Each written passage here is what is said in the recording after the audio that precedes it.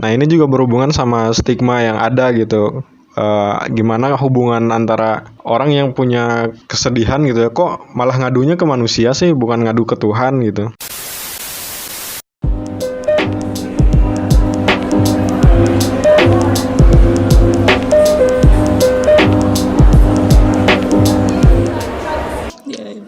Nah Pipi juga sempat ke ini ya Pi ya, ikut di program ULP ya, Unit Layanan Psikologi di kampus. Iya. Nah itu mungkin bisa diceritain Pi gimana selama di sana gitu, dan memutuskan untuk nggak lagi ke psikiater yang hanya dikasih obat, tapi beralih ke psikolog kan kalau di ULP itu, yang mungkin dikasih obat kan kalau di Iya, psikolog iya. mah. Nah, obat juga sebenarnya itu menjadi satu alasan aku gitu. Karena dulu aku waktu SMA itu, pas waktu aku akhirnya ke psikiater lagi SMA, aku ngerasain efek dari obat itu. Si obat itu tuh ternyata sampai ngeganggu syaraf aku gitu.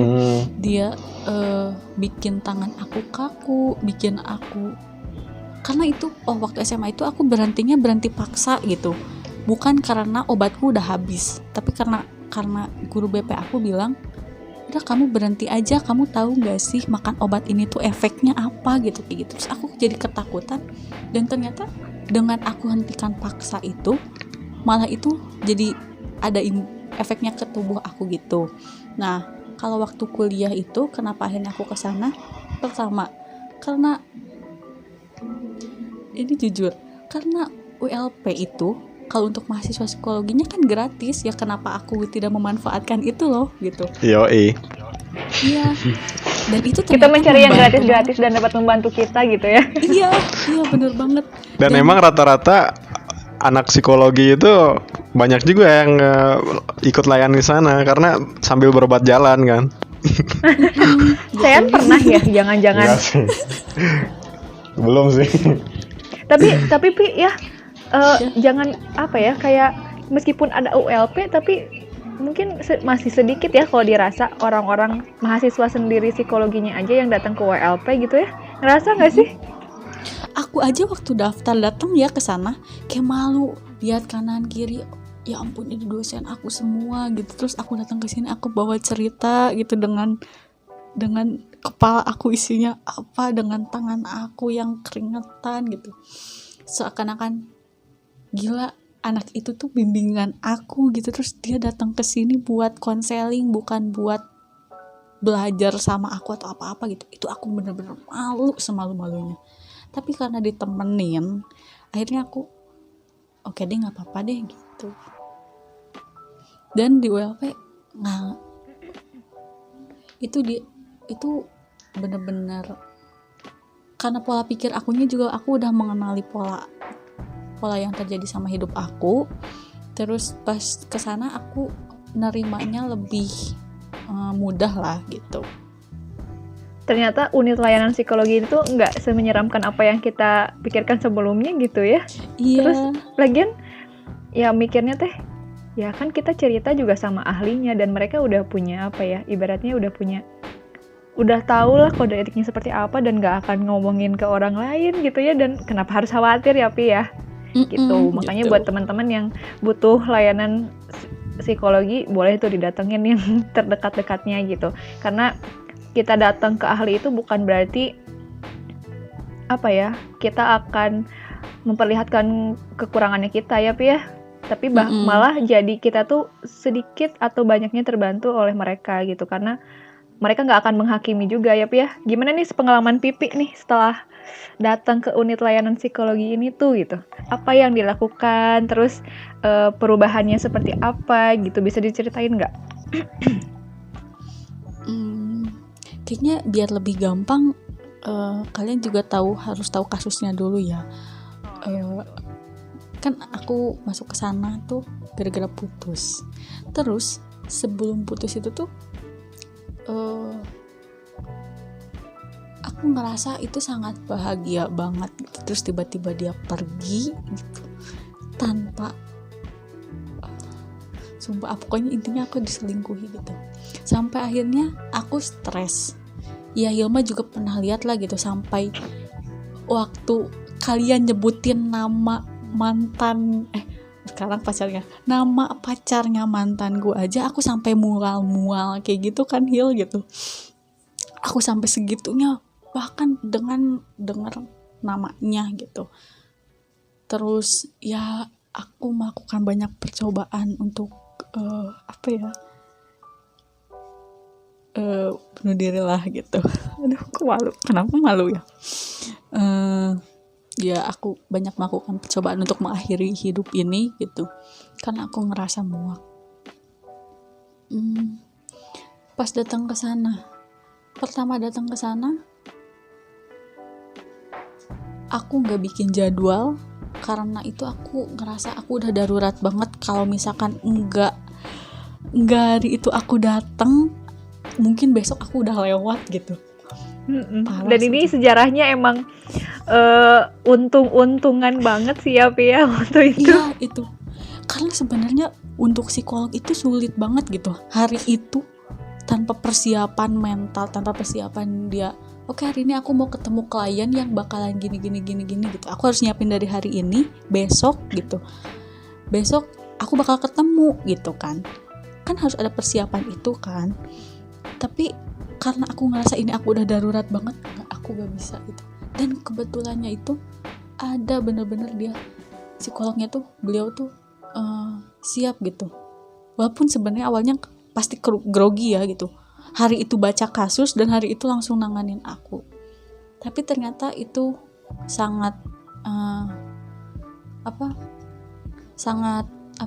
bikin aku mulai ngebuka lagi pikiran aku gitu.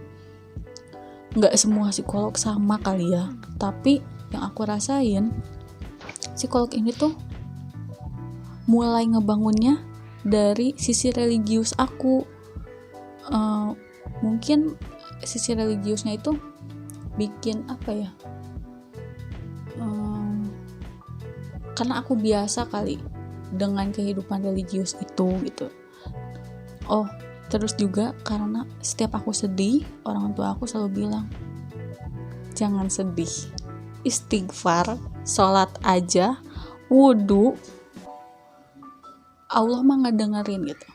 Dan ternyata aku ngelakuin itu sambil aku murka gitu, kayak bilang, mana nih Tuhan gitu, kayak gitu-gitulah, sampai aku ngehujat, astagfirullahaladzim, ya Allah maafin, mana nih Allah, katanya dengan aku wudu, dengan aku sholat, aku bakalan tenang gitu. Terus ya itu aku ngikutin emosi aku aja. Pas waktu datang ke psikolog, ternyata kata psikolognya, coba dilihat lagi katanya gitu. Kamu ngelakuinnya karena apa gitu? Kamu ngelakuin sholat itu karena apa? Terus aku mikir, oh iya, karena aku minta balasan gitu akhirnya. Dari situlah aku bisa kegalinya karena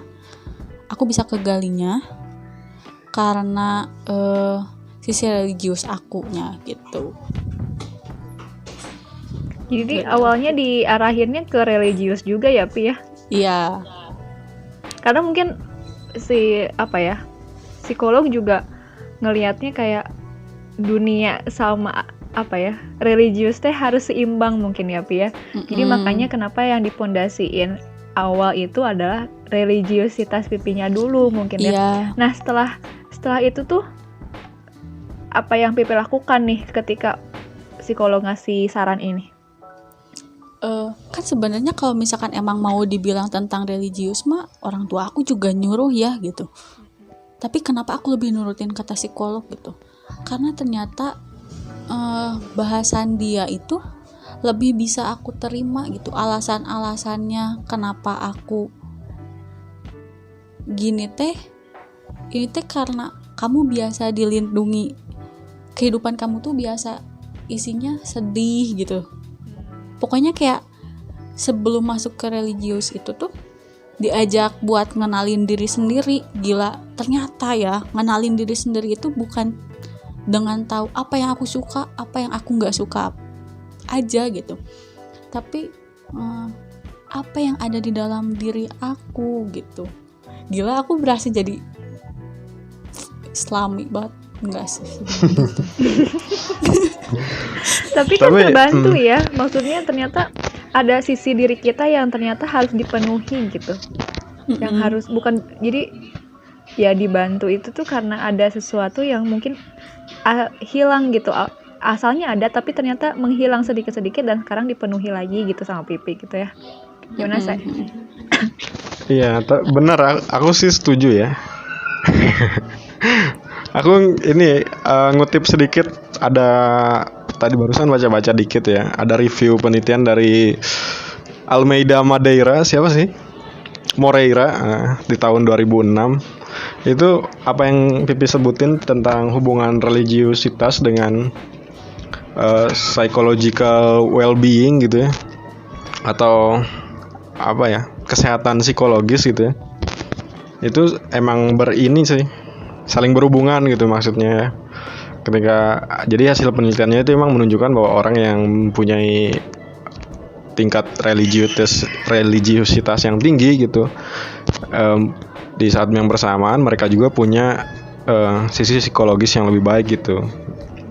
Karena di agama juga diajarin tentang coping stres yang tidak membuat diri kita ini ya merusak diri gitu atau merugikan diri sendiri gitu. Kayak misalkan alkohol, narkoba itu kan diharamkan oleh agama gitu. Nah, ketika kita mungkin mengalami kesedihan, stres, kita diarahkan untuk ke arah yang lebih baik gitu. Tapi ini berhubungan dengan stigma juga. Tadi Hilma juga sebut ya, kalau Pipi berani ke WLP dengan tanpa takut dihakimi gitu oleh teman-teman, oleh siapapun gitu. Nah, ini juga berhubungan sama stigma yang ada gitu. Gimana hubungan antara orang yang punya kesedihan gitu ya, kok malah ngadunya ke manusia sih, bukan ngadu ke Tuhan gitu. Nah, kalau aku sih kenapa nggak keduanya gitu, kita nggak mengadu ke Tuhan juga, tapi di satu sisi kita minta pertolongan profesional juga untuk menyelesaikan problem kita gitu. Nah, makanya aku salut banget sih sama Pipi bisa sampai ke titik sekarang gitu ya. Dan bertemu dengan orang yang ahli itu adalah salah satu jalan yang cukup baik ya, meskipun ya tadi saya bilang atau misalnya jalan kita datang ke si orang yang ahli ini itu adalah jalan Tuhan yang Tuhan kasih agar Pipi bertemu dengan sesuatu yang lebih baik gitu kan ya. Bentuk ikhtiarnya itu. Bahasa klisenya ya udah gitu. Makanya kenapa orang bilang orang depresi mah butuhnya bersyukur gitu. Menurut yang aku alami, karena emang aku tidak bersyukur gitu atas semua nikmat. Selama aku sedih, aku cuman ngehujat diri aku gitu. Padahal ada teman-teman aku, ada kalian-kalian yang mau nemenin aku gitu. Tapi aku cuman fokusnya sama orang yang bikin stres gitu, yang bikin pokoknya dia nyakitin aku gitu. Dan aku marah sama dia. Tuhan gak dengerin aku dan aku marah sama Tuhan gitu. Tapi aku lupa bahwa ada Hilma yang mau dengerin, ada Sean yang mau dengerin, yang pernah aku minta telepon juga gitu ke Sean tiba-tiba malam-malam, gitu. Aku butuh kamu kayak gitu-gitu kan. Yoi. Kayak banyak orang yang aku telepon gitu. Tapi aku tuh tidak mensyukuri orang-orang yang ada itu. Aku nggak fokusnya di sana gitu. Itu kenapa ada, mungkin ya itu kan kenapa ada bahasa orang yang depresi itu nggak bersyukur gitu, karena fokus mereka ya ke orang yang nyakitin itu, bukan orang yang nemenin gitu. Padahal yang nemenin lebih banyak gitu. Jadi fokus sama apa yang hal-hal baik yang ada di lingkungan kamu meren gitu ya. Gitu. Pi, aku mau nanya lagi nih. Ini kan bisa dibilang gejala depresi atau penyakit ya, bisa dibilang penyakit ya, atau apa sih ya? Sama lah ya, gejala lah ya. Ini kan hampir dialami banyak lah penderitanya gitu ya. Kalau di statistik sendiri itu dari 7,5 miliar penduduk bumi itu sekitar 300 juta orang mengalami depresi di seluruh dunia. Nah, kalau di Indonesia sendiri itu ada 15,6 juta orang di Indonesia yang mengalami depresi, tapi sayangnya cuma 8% dari angka itu yang mau ke professional help gitu untuk mendapatkan pengobatan. Nah, mungkin di antara orang-orang tersebut PP gitu ya, yang berani dan aware gitu tentang isu mental health, kemudian bisa minta pertolongan ke profesional gitu. Nah, ini juga kan berdampak ke resiko-resiko lainnya. Kalau di kesehatan misalnya bisa berakibat ke penyakit jantung, penyakit kerusakan otak, bahkan bunuh diri gitu, Pi. Kan dari berita-berita juga kita sering dengar tuh. Yang terakhir ada vokalisnya Linkin Park yang meninggal karena bunuh diri, karena depresi. Terus Avicii, DJ. Terus di Korea juga kan sering tuh. Walaupun aku nggak hafal namanya ya. Pasti kalian lebih tahu lah ada nama-nama seleb Korea yang meninggal karena depresi juga gitu. Nah, apakah Pipi sendiri pernah sampai ke titik di mana Pipi sebegitu depresinya, klimaks gitu, sampai ada terbesit di pikiran, I'm done with this life gitu? Ya kan akhirnya kemarin sebenarnya kalau misalkan emang aku bisa ngatasin itu semua, aku juga nggak akan datang ke psikolog lagi gitu. Alasan akhirnya aku datang ke psikolog lagi itu karena aku sudah mulai konsumsi obat-obatan warung gitulah. Terus kali makan 2-3 butir gitu. Oskadon, Pi. Cuman Oskadon. Masa Oskadon? Soalnya nih aku Ya, minum intinya- Oskadon. Jadi Bukan. keinget gitu kalau obat warung Diapet tuh itu dong. terus yang keinget. Diapet Tolong dong, angin. Iya. bukan Oskadon. Gimana, Pi? Ya, terus gimana, Pi? Jadi kebetulan rumah aku juga warung gitu, obat itu ada, aku merasa difasilitasi gitu waktu itu. Aku udah mengkonsumsi obat-obatan tiap malam karena aku nggak bisa tidur. Tapi bukan berarti aku pengen mengakhiri hidup gitu. Sebenarnya teh cuman sedih aja dan nggak tahu harus gimana cara nyembuhinnya gitu. Cuman ini aku melakukan ini karena ada sesuatu yang aku rasa, ada sesuatu yang harus aku buang dalam tubuh aku, tapi aku nggak tahu apa gitu. Akhirnya pelariannya ke sana lah gitu. Itu bodoh banget sih. Terus nah dari situlah aku minta bantuan teman-teman buat tolong dong gitu. Aku udah butuh banget bantuan dari profesional gitu. Oke. Dan akhirnya setelah melewati sesi sekian dengan psikolog, dengan psikiater, nah Pipi berhasil sampai ke titik ini dan merasa sudah mulai menguasai lah ya, istilahnya menguasai keadaan Pipi, kondisi Pipi, dan mulai mengimpress gitu. Nah, mungkin terakhir kali ya Hil ya, ini mungkin ada harapan Pipi, terus saran, kiat-kiat, tips dan trik mungkin di luar sana gitu. Mungkin ada juga dari viewers kita, kawan-kawan yang mungkin berada di kondisi yang persis gitu atau hampir-hampir sama gitu ya. Nah, bagaimana cara Yang masih terbelenggu ya. Ya, Yang betul. masih terbelenggu dengan keadaan yang kenapa sih kayak gini-gini terus gitu, kayak orang tuh nggak menemukan titik terangnya kayak gitu-gitu tuh, bisa dikasih sarannya atau gimana gitu Iya. biar teman-teman ketemu insight-nya mudah-mudahan dari apa yang Pipi share ini gitu. Pertama, kalau misalkan emang udah sedih itu lebih dari 2 minggu, kamu benar-benar harus keluar gitu dari situ tuh, karena kalau udah lebih dari 2 minggu itu bakalan lebih parah lagi gitu.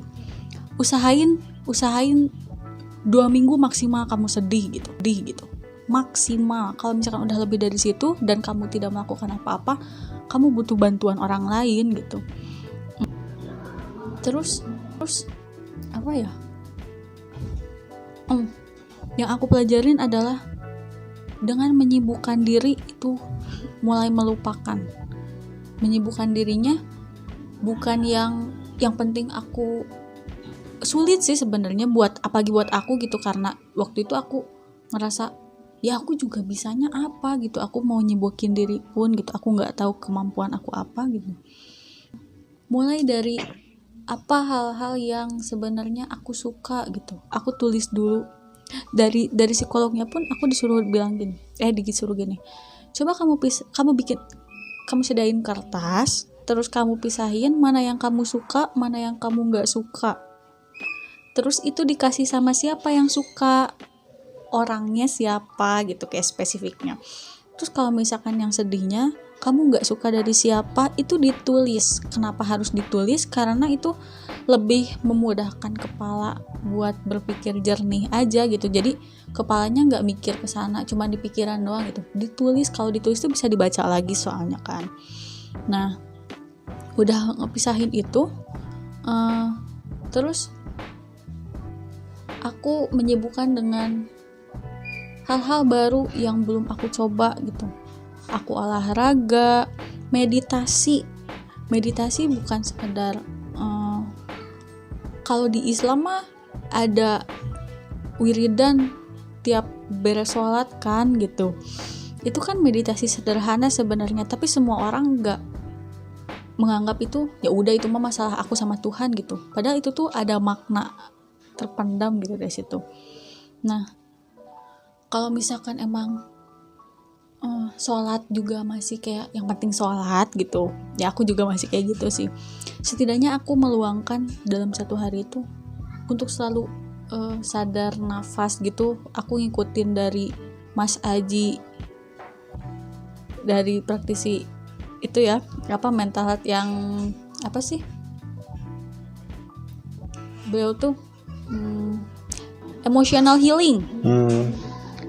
Nah, dari situ tuh dengan kayak selalu menyadari nafas gitu, apa yang kamu hembuskan, apa yang kamu keluarkan gitu, itu ngelatih emosi banget sih. Emosi aku meledak gitu. Akhirnya aku kalau misalkan pengen marah, aku selalu, karena udah biasa latihan itu, tiap aku marah aku tarik nafas, baru aku bilang kenapa ya aku marah gitu sama orang itu gitu, biar kepalanya jernih gitu sih. Terus ya nambah skill aja sih, karena yang berat bagi aku ya, kenapa akhirnya aku juga ngerasa penting untuk menyibukkan diri adalah karena ya aku udah diagnosisnya aku bipolar siklotimik gitu, dan itu bisa ngasih pola buat keturunan aku selanjutnya gitu. Aku pengen ngerubah itu biar mereka nggak ngalamin apa yang aku rasain gitu. Jadi aku berubah semaksimal mungkin, sebisa mungkin sekarang gitu, sebelum terlambat setelah aku menyadari ini gitu. Itu ya, Pi ya. Soalnya kadang apa ya, biasanya hal untuk merubah apa yang selama ini menyakiti kita dari hal yang terkecil dulu, hal yang termudah dulu biasanya ya, Pi ya. Kayak tadi kenapa harus ditulis apa hal yang nggak disukain sama apa hal yang nggak disuka tuh, itu biar memudahkan kita melihat dan merefleksikan diri kita gitu ya, buat ternyata yang kita nggak sukain itu timbulnya dari mana, jadi kita tahu gitu ya. Terus hal yang kita sukain itu ternyata yang biasanya nggak kita sadari itu tuh ternyata ketahuan di saat kita nulis itu ya. Cukup kadang sih Hilma juga dari lewat nulis itu. Makanya kenapa ada diary itu tuh untuk kita mengingat ya, biasanya mengingat apa yang selama ini tuh kita rasain setiap harinya, setiap bulannya, pola emosi kita itu tuh ternyata kayak gimana gitu ya. Itu kan ya, Pi ya. Terus apa ya? Biasanya sih kalau Hilma ya, kalau sedang dalam keadaan bukan depresi apa, kalau aku sih galau kali ya. Galau gitu ya. Galau, sedih tuh biasanya ini juga karena aku baca bukunya Mas Aji itu juga, terus tahu dari Pipi juga. Jadi setiap tidur tuh kayak apa ya, merasakan bukan merasakan, mengingat lagi apa yang hari ini aku lakukan, apa yang hari ini aku rasakan, terus kayak setelah berdoa, aku nutupin mata, terus aku bilang ke diri aku, coba sedikit atau coba belajar buat memaafkan diri aku dan memaafkan orang-orang yang pernah menyakiti aku gitu. Biasanya sih itu kayak pas besoknya lagi nyata kayak aku ngerasa, oh kalau aku semalam udah maafin satu orang, berarti hari ini aku juga harus mencoba buat maafin orang itu lagi gitu. Jadi apa ya, lebih merefleksikan diri kita gitu, mengingat hal-hal yang oke, hari ini kita ngelakuin apa. Terus kalau kita nafas, kita coba rasain nafas kita gitu ya, Bu ya, kayak gitu-gitu. Iya, Iya, itu bener-bener kalau kayak bikin kepala yang awalnya mumet kan jadi ya calm banget betul. gitu. Terus biasanya sih kalau aku sih baru nonton drama Korea ya tadi. Jadi sebenarnya sesedih apapun kita, semandiri apapun kita tetap butuh orang yang bisa kita jadikan tempat cerita gitu. Karena nggak bisa kita memendam itu sendiri, nggak bisa kita juga menyimpan beban di diri kita tuh sendirian. Jadi setidaknya coba ceritalah ke orang yang kita percaya kali ya gitu. Iya. Tapi bener loh yang Pipi bilang tadi tuh, kayak kelihatan perjalanan Pipi menempuh kerikil-kerikil itu nggak mudah, sampai akhirnya ya menemukan titik terangnya tuh keren banget lah gitu. Ya, salut. Karena dibantu sama orang yang profesional juga. Jadi jangan takut kalau teman-teman udah ngerasa ada yang salah di dirinya, teman-teman boleh cerita ke orang yang lebih profesional gitu. Yang mau dibagi untuk saran-sarannya buat teman-teman yang mungkin sekarang sedang merasakan hal yang sama juga. Yang paling utama adalah hindari tidur dalam keadaan bete. Betul. Hindari banget. Karena kalau malamnya udah bete, besoknya bakalan tetap bete gitu. Itu sulit banget sih. Kayak hari ini aku kesel sama orang, terus sampai tidur, ya udah deh aku mau tidur aja gitu, biar aku lupa sama masalah hari ini gitu. Terus paksain tidur sih tidur. Cuman pas bangun-bangun kayak ngerasa kok nggak semangat ya hari ini gitu. Nah itu tuh ngefek banget sih, parah gitu. Sesederhana itu. Ya kalian bolehlah overthinking gitu malam-malam. Cuman setidaknya setelah overthinking itu langsung oke, besok aku harus menjalani hidup gitu. Apa ya yang bikin aku kesel gitu, pikirin lagi. Oh ini gitu. Oke, sekarang saatnya aku tidur gitu. Itu sih. Soalnya aku pernah ada di satu tahap, Pipi mungkin tahu ya, aku nggak bisa tidur senyenyak apa yang biasa aku lakukan, karena ya itu, aku tidak mengawali tidur aku dengan hal yang baik gitu. Kayak masih ada emosi jelek yang ada di diri aku, sampai akhirnya aku nggak bisa tidur. Tiap aku merem, kejadian yang bikin sakit hati aku tuh kerekam di otak, dan setiap merem tuh rekaman itu tuh keputar kayak gitu. Makanya kenapa tadi Pipi bilang tidur kita tuh harus diawali dengan dengan baik. Makanya kenapa kalau di Islam harus wudu dulu, harus berdoa dulu. Itu biar kita terhindar dari hal-hal yang ngebuat awal tidur kita itu atau mengakhiri hari kita itu jadi jelek gitu ya, Pi ya. Dan lebih baiknya kayak gitu. Terus paling ya itu kata Pipi tadi bilang harus menyibukkan diri itu biar apa coba? Biar kita tidak overthinking, karena biasanya overthinking itu dimulai atau diawali dengan hal-hal yang kita tuh nggak ngelakuin apa-apa, kayak kita tiduran terus kayak rebahan kayak gitu tuh bisa memulai overthinking kita. Apalagi malam-malam kan, malam-malam tuh biasanya rentan banget mulai sama liar. yang namanya overthinking. Mulai liar, pikiran kita tuh kemana-mana. Dan lebih parahnya kalau yang overthinkingnya nggak malam juga kita ngerasain overthinking gitu. Itu biasanya nge-trigger kita buat kecemasan yang berlebihan itu tuh biasanya diawalinya dari hal kayak gitu sih. Gitu. Kira. Sebagai penutup kali ya terakhir. Karena udah berjam-jam ya kayaknya kita ya. Kayak gini kali ya, kalau ngobrol nggak kerasa kali ya. Tapi Iya kalau sih. ngebahas hal yang relate di kehidupan kita, apalagi percintaan. Dan ini obrolan kita cukup deep sih, bisa dibilang ya, cukup deep. Dan jarang-jarang juga sebenarnya kita ngobrol kayak gini. Walaupun ngobrol mungkin cuman ke 1-2 orang gitu ya. Walaupun ini juga 1-2 orang sih. Oh iya. Tapi mudah-mudahan nanti ditonton sama banyak orang dan didengar sama banyak orang, jadi insight ya. Iya, Siap. Semoga amin.